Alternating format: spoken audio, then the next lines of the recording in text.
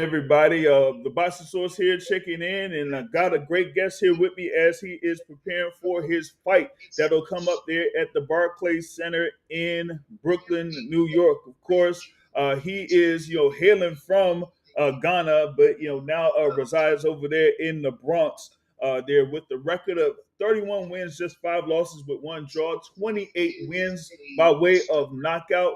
Of course, he is the former IBF lightweight champion. That is brother Richard Commey live with us. What's going on?